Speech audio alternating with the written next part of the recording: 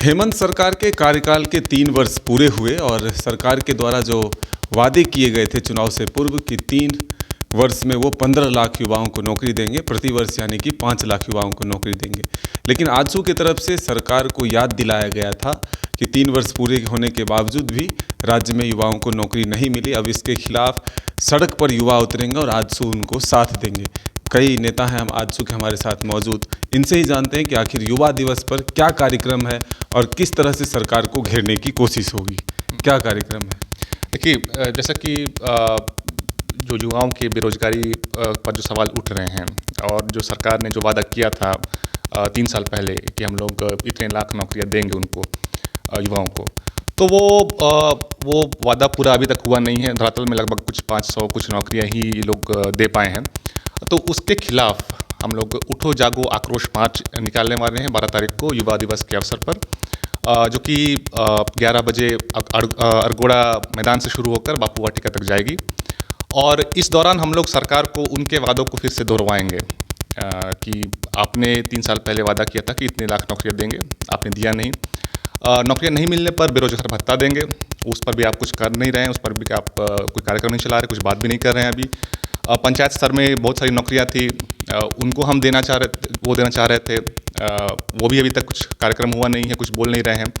तो इन सब चीज़ों को लेकर जो युवा हताश है, निराश है, तो उनके आक्रोश को हम लोग एक प्रॉपर चैनलाइज कर रहे हैं। और साथ साथ हम लोग अन्य जो संगठन है, जो युवा संगठन है, उनको भी आह्वान कर रहे हैं कि हमारे साथ मार्च पर चले ताकि सरकार की नींद खुले। अभी तक तो युवाओं को लेकर कोई खास पॉलिसी वो निकाल नहीं रहे हैं, उनका वादा सिर्फ वादा ही रह गया है, कुछ हो नहीं रहा जमीन। जी ये बताइएगा क्यों भरोसा टूट रहा है सरकार पे? सरकार की तरफ से ये कहा जा रहा है कि ये वर्ष जो है वो नियोजन का होगा, नीति ला रहे हैं, नियत हमारा साफ है, फिर भी आप लोग भरोसा क्यों नहीं करते?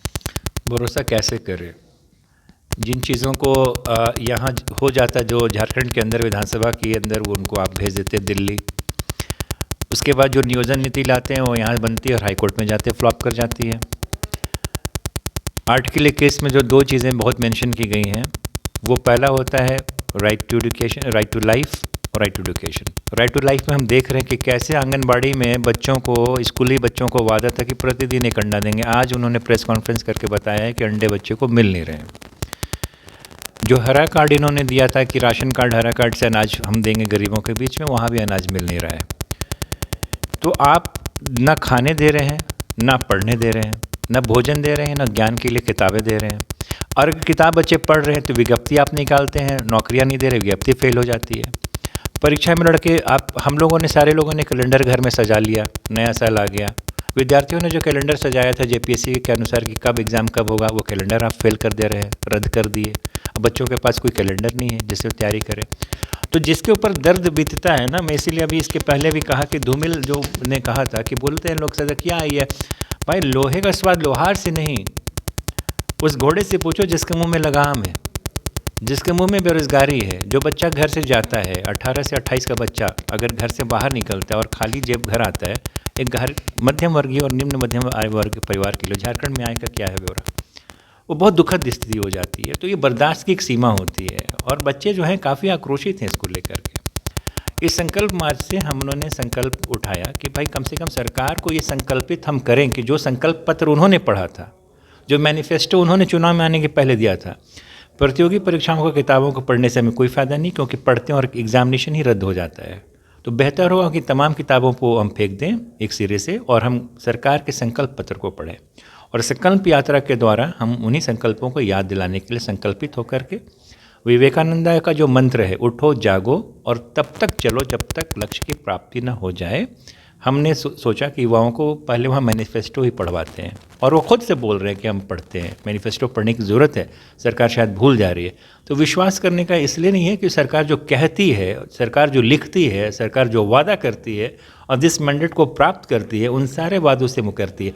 अंडे से लेकर के, भोजन से लेकर के, आहार से लेकर के, ज्ञान तक का रास्ते में जो भी उनका वादा रहा, विश्वविद्यालय से महकमे खाली 2008 के बाद सरकार, आप छोड़ दीजिए सी ग्रुप की जहाँ की हाईकोर्ट में चैलेंज हो जा रहा है, बी ग्रुप में तो कोई मामला नहीं। अच्छा, आप लोगों पर एक गंभीर आरोप सरकार का जो होता है, जब नियोजन नीति रद्द होती है तब भी कहते हैं कि आप लोग बरगला रहे हैं छात्रों को, युवाओं को। अब जब सरकार कह रही है कि हम 1 महीने के भीतर जो बजट सत्र होगा उसमें हम नियोजन नीति नए तरीके से लेकर आएंगे, फिर भी आरोप लग रहा है कि युवाओं को बरगला रहे हैं। आखिर आप लोग साथ क्यों नहीं दे रहे हैं? आप लोगों पर ये आरोप क्यों लगता है कि बरगला रहे हैं हर परिस्थिति में? बरगलाने का काम तो उनका हो रहा है, ये तो सत्ता पक्ष जाने ना कि वो क्यों ऐसा कर रहे हैं। हम तो चोट खा रहे हैं, हम तो दर्द, हमारा खून बह रहा है, लहू निकल रहा है। बरगलाने के बाद तो वहाँ होती है ना विश्वास। सत्ता पक्ष जो होता है ना, उनका वादा होता है, उनका कमिटमेंट होता है। जो अपने कमिटमेंट से पूरा नहीं कर पा रहे उनसे पूछना ये प्रश्न लाजिम होगा कि वो बरगला क्यों रहे हैं। हम तो दर्द खा रहे हैं। वही मैंने भी कहा ना कि है बहुत अंधियार, अब सूरज निकलना चाहिए, जिस तरह से भी हो मौसम बदलना चाहिए। भाई आप जो घर में बेरोजगारी का आलम छाया हुआ है, जो बच्चा भूखे पेट सोने के लिए बाधित हो रहा है, उसको भूख लगती है तो आप पूछते हैं कि आप भूख लगना कह रहे हैं, ये बरगलाना हो गया? हम तो अपनी पीड़ा रख रहे हैं। भरोसा नहीं है कि 1 महीने में जो कह रहे हैं वो भी नहीं हो पाएगा?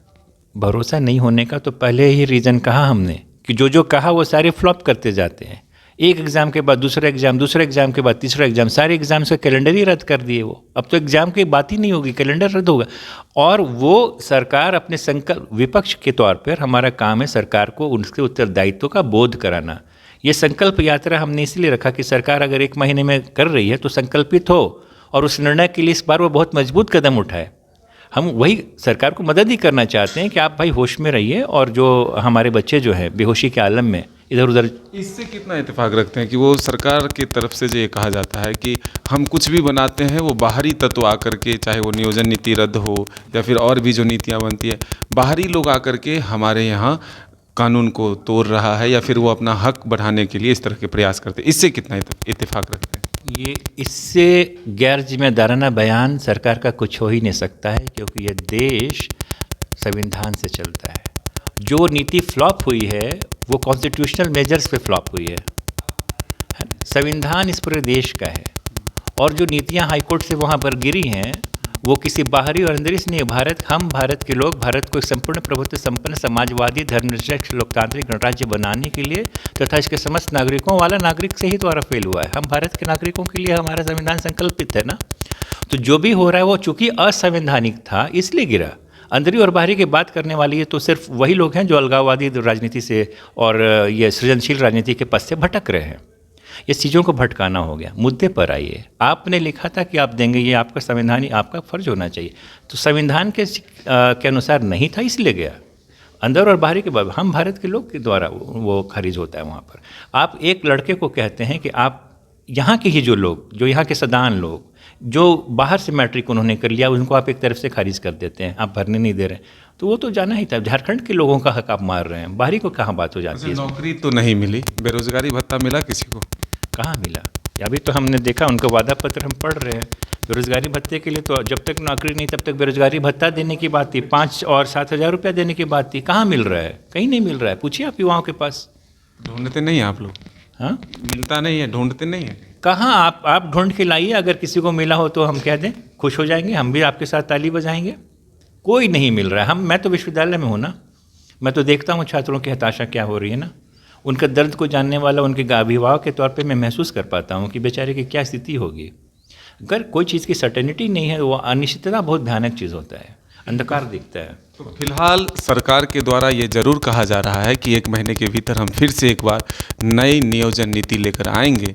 लेकिन गौतम जी भी हैं, छात्रों के बीच रहते हैं, तो इनसे थोड़ा सा बात करना ज़रूरी है। गौतम जी, कैसा है छात्रों में गुस्सा, आक्रोश? क्योंकि कुछ दिनों पहले हमने जेटेट के छात्रों को देखा था, काफ़ी आक्रोशित थे, क्योंकि सरकार जिस तरह से कह रही है कि 1 महीने में हम नियोजन नीति लेकर आएंगे। उनको इसी से डर लगता है कि अब नीति बनेगी, फिर फॉर्म भराएगा, फिर एग्ज़ाम होगा, कब वो पास करेंगे और कब उनको नौकरी मिलेगी। किस तरह से युवाओं में आक्रोश है? देखिए, सर्वप्रथम तो हमें याद करना पड़ेगा कि नियुक्ति वर्ष जो छाती पीट पीट के हेमंत जी और सरकार के तमाम मंत्री कहते थे कि ये नियुक्ति वर्ष है और नियुक्ति वर्ष में हम लोग लाखों की संख्या में नियुक्ति देंगे, और इत्तेफाकन उस वर्ष सैकड़ों की संख्या में भी नियुक्ति नहीं हो पाई। तो सर्वप्रथम तो ये है कि आज के तिथि में युवा वर्ग चाहे किसी भी ये से आता हो, चाहे वो छात्र वर्ग हो, तैयारियां करने वाला युवा वर्ग हो, खिलाड़ी वर्ग हो, या अन्य जो भी वर्ग हैं जो लोग अपना कैरियर बनाना चाहते हैं या अच्छी शिक्षा पाना चाहते हैं, सभी वंचित हैं। आप देखिए कि जितने स्कूल खोलने का वादा किया था इन्होंने, जिन निर्णयों को गलत बताकर ये लोग आए थे कि हम लोग आएंगे तो सारे बंद स्कूलों को खोल देंगे, आज एक भी स्कूल नहीं खुला है। एक भी ऐसा शिक्षण संस्थान नया नहीं आया है जिस पे ये कह सकें कि हमने उच्चतर शिक्षा के लिए अपने इन 3 सालों में कुछ किया है, कोई भी प्रभावशाली कदम उठाया हो। एक भी ऐसा नीति नहीं लेके आए हैं जिससे किसी खिलाड़ी को नौकरी मिल पाया हो। वो पुराने नीति पे जो भी 30-40 दिया है इन्होंने, वो कैसे दिया है सभी को पता है। आज के डेट में आप देखेंगे, आए दिन रिपोर्ट में है कि खिलाड़ी कहीं चाय बेच रहा है, कहीं जीवन यापन के लिए मजदूरी कर रहा है, युवा वर्ग हताश होके पलायन कर रहा है। इन सभी को आप देखेंगे, महाविद्यालयों में शिक्षकों की घोर कमी है। इन 3 सालों में एक भी शिक्षक का नियुक्ति नहीं हो पाया है। तो आप समझिए कि ये सरकार जो है भविष्य को बर्बाद कर रही है। अगर अच्छी शिक्षा नहीं मिलेगी, अच्छी नौकरियों में नहीं आ पाएंगे, अच्छी नौकरियों में नहीं आएंगे तो उन्हें जाना पड़ेगा लेबर क्लास में नौकरी पाने के लिए या मजदूरी करना पड़ेगा। आप इसको समझा इस तरीके से जा सकता है कि ये इतना बड़ा धोखा कर रहे हैं युवाओं के साथ कि झारखंड के भविष्य को बर्बाद करने का काम कर रहे हैं ये लोग। तो ये थे तमाम नेता आज चुके जो ये कह रहे हैं कि सरकार भले ही ये वादा कर रही है और भरोसा दिलाने की कोशिश कर रही है कि 1 महीने में हम एक नई नियोजन नीति लेकर आएंगे, लेकिन उससे पहले सरकार को जगाने के लिए उठो जागो संकल्प मार्च आजसू के द्वारा निकाला जा रहा है। अब देखना होगा कि सरकार इन आक्रोश मार्च के बाद क्या कुछ कदम उठाती है और कितने युवाओं को रोजगार या नौकरी देती है। अपने सहयोगी संजय के साथ मदन सिंह, न्यूज़ बायोस्कोप रांची।